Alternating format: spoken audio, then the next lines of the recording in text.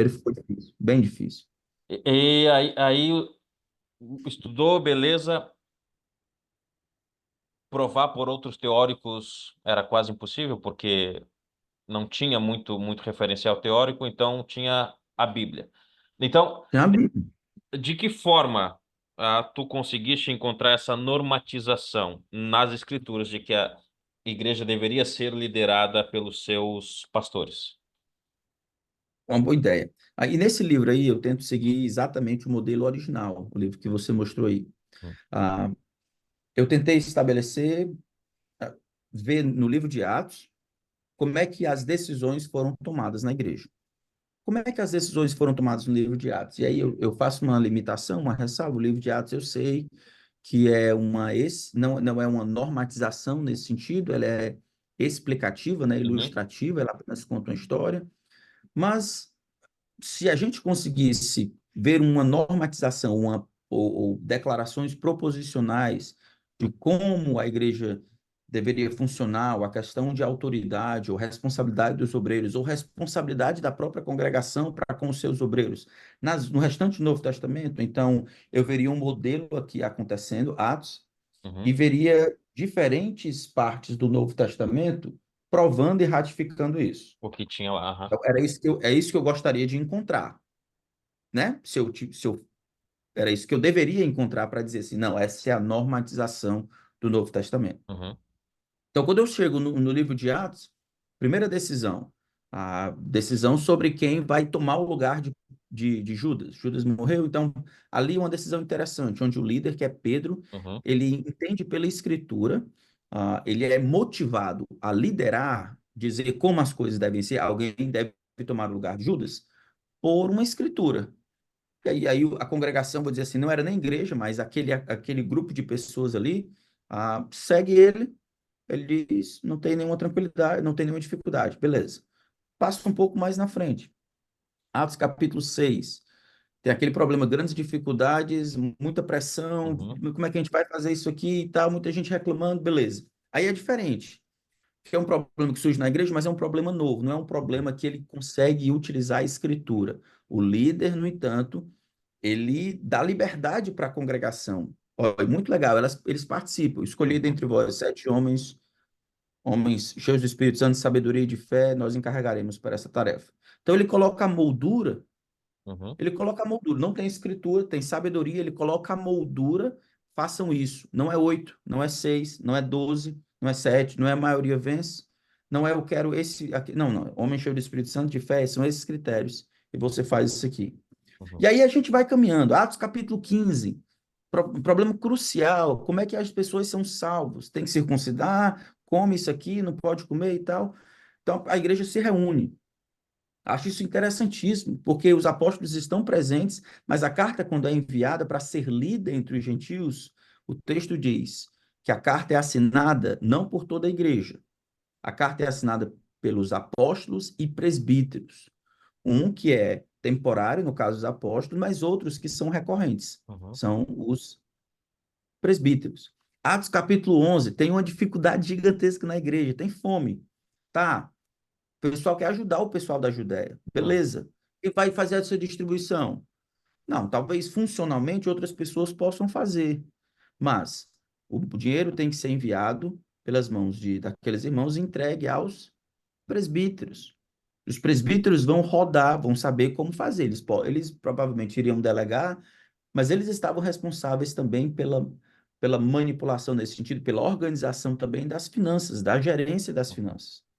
Então, só alguns exemplos no livro de Atos. Aí eu vejo Atos capítulo 14, por exemplo, alguns líderes são eleitos pelo levantar das mãos. uhum. Aí as pessoas vão dizer, tá vendo? Isso é congregacionalismo. Quando nós avaliamos um obreiro, quem deve avaliar um obreiro? Todo mundo. Todo mundo deve avaliar. Ele deve ter bom testemunho até dos de fora.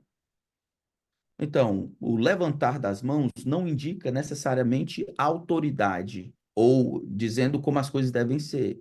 O levantar das mãos significa que nós concordamos que essa Uhum. pessoa, nós acreditamos que essa pessoa pode funcionar como presbítero. Ele tem o nosso testemunho. É a mesma coisa de Atos capítulo 16. Paulo chega lá, em Lídia, Timóteo está lá, e todos lhe davam um bom testemunho de Uhum. que ele era um camarada legal. A igreja não está decidindo nada, ela está participando naquilo que pode participar. Nós vamos abençoar, nós vamos estar juntos, a igreja está compreendendo esse camarada, ele tem bom testemunho entre nós, ele Uhum. consegue exercer nesse sentido.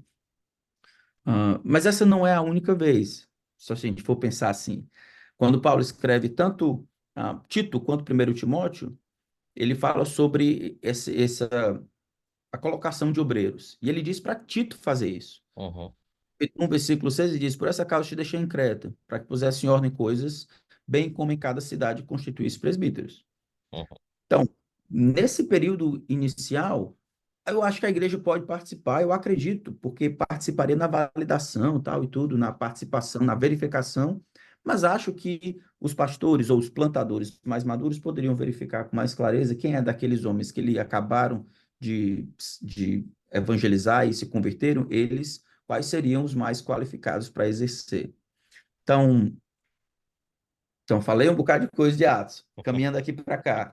E aí tem muito, quando a gente olha as decisões sendo tomadas no Novo Testamento, tem assim, não é uma coisa. Se a gente deixar o texto falar por si mesmo, aí tem as cartas, por exemplo, que falam sobre a autoridade que o presbítero tem. Uhum. Nenhum texto do Novo Testamento diz que a igreja tem autoridade, a não ser Mateus capítulo 18, para ligar e desligar. Desligar. Nenhum outro texto. É o pastor, é o pai, é o governo, é César. Nas três esferas, nas três esferas, alguém precisa assinar. Interessante, logo no início aqui do capítulo sobre a normatização que nós encontramos nas cartas, tu coloca lá a 1 de Timóteo, capítulo 3 versículos 4 e Uhum, 5 e traz que o bispo ele precisa governar bem a sua própria casa, né? uhum, Porque se ele não governar bem, ele não pode governar. Então traz essa ilustração do pai, porque ele precisa governar a sua casa. Os outros ali são os seus liderados, a esposa, filhos ali, isso, e ele precisa isso. liderar o filho, precisa amar e liderar a esposa, e ele precisa governar bem a casa. E a palavra ali nos traz esse sentido, governar, administrar, estar por cima. Eu achei Uhum, interessante essa colocação. E o texto nos diz que quem não governa bem a sua própria casa não pode governar a igreja do Senhor. E aí entra a minha pergunta. Será que, como tu disseste, é só ler o texto? O texto ele é claro. Por que colocar esta carga, este fardo na igreja, de forma que ela se uhum. autogoverne ou ela tome as decisões por ela mesma? Por que não apenas tirar? Porque quem será no frigir dos ovos? É, pedido contas vai ser o pastor, não a igreja. Eu, Então a pergunta é: eu, por que tu achas que as pessoas não conseguem ver, aquelas que apoiam o congregacionalismo, não conseguem ver que isso desentou um pouco das escrituras? eu acho que as razões são múltiplas, é difícil encontrar uma só. Mas talvez se eu disser algumas, a gente vai encontrar pessoas que podem ilustrar cada uma delas. A primeira delas é um problema normal do cristão, a ignorância, a ignorância mesmo, a falta de disposição e intencionalidade para, para pensar. Eu digo isso com tristeza. O evangelicalismo brasileiro, de maneira geral, nem estou pensando conservador, de maneira geral, ele é muito extenso, mas um palito de picolé chega no fundo dele, é raso. Então, a ignorância é uma delas. A segunda, a preguiça. Quando eu digo preguiça, é porque é muito mais fácil você replicar um determinado modelo do que pensar e ver se consegue justificar. Terceiro, medo. Medo de quê? Medo de retaliação. Retaliação em que sentido? Medo de ser chamado de doido, medo de ser chamado de orgulhoso, medo de ser chamado esquisito, herege, medo das Ditador? implicações que possam ter, ditador, tanto de dentro quanto de fora. Medo. Uhum. Quarto, medo agora dos pastores.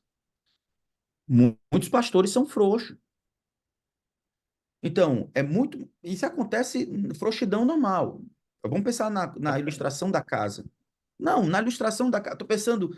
É uma coisa que eu descobri recentemente. Gênesis capítulo 3, quando ele está dizendo lá o que é que vai acontecer depois da entrada do pecado no mundo, ele descreve o que vai acontecer e não o que pode acontecer. Uhum, A mulher vai ter, vai querer ter domínio sobre o homem vai ter uma dificuldade de exercer a sua autoridade. Isso acontece em todas as esferas em que o homem precisa exercer a sua uhum. autoridade para servir e a sua força para proteger. Na igreja não seria diferente. Então, assim como em casa é mais fácil dizer assim, a esposa dizer assim, amor, ah, a gente precisa comprar, trocar esse negócio aqui da cozinha. A gente precisa comprar uma outra Outra máquina, pia, outra um coisa. outro. É, uma geladeira. É mais fácil o marido dizer assim, não, não, escolha. Escolha aí, eu compro. É muito mais fácil. A esposa diz, amor, olha isso aqui. Uma é azul, é 1.500. Outra é preta, é 1.438. Outra é amarela. Ele vai dizer assim, amor, escolha o que você quiser. Escolha o que você quiser, a diferença é pequena. Isso que pode parecer uma boa liderança, o camarada deixando a esposa escolher o que quer, estou dizendo que ele tem que brigar por isso. Pode nada mais ser do que ele querendo, de maneira passiva, exercitar liderança. Hum. Ele não quer se preocupar com isso, ele não quer se envolver com isso, ele está com preguiça. Ele não quer liderar, e a maneira como ele encontra para liderar é deixando que a pessoa faça o que ela acha que é legal. No final das contas, ele pode dizer: você não foi você que quis, não foi você que escolheu. Uhum, Tem pastor do mesmo jeito, tem pastor do mesmo jeito, é falta de coragem. No final das contas, alguém vai ter que pagar a conta, não é uhum, a congregação. Hebreus vai dizer como alguém que devem prestar contas. uhum. Mas eles ignoram esse versículo e tentam nivelar tudo, achando que isso é possível. Assim como os maridos que são irresponsáveis e não lideram suas casas, acham que no final das contas eles vão dividir isso com as esposas. Não vão. Então, tem medo. Medo da denominação, medo de retaliação, mas eles têm medo da responsabilidade também. Tem isso. A preguiça de mudança. Então, essas 5 possibilidades eu acho que englobam a maior E parte essa das. questão. E É. como eu sei que ah, até um tempo atrás, isso é recente, eu posso ver na, na construção de todo esse, vamos dizer assim, edifício que tu começaste lá. Ah, olhando para trás, 2005, começaste a ver isso aqui, os desafios, e tu vê hoje igrejas co-irmãs implementando o mesmo modelo, porque entendendo que é um modelo bíblico.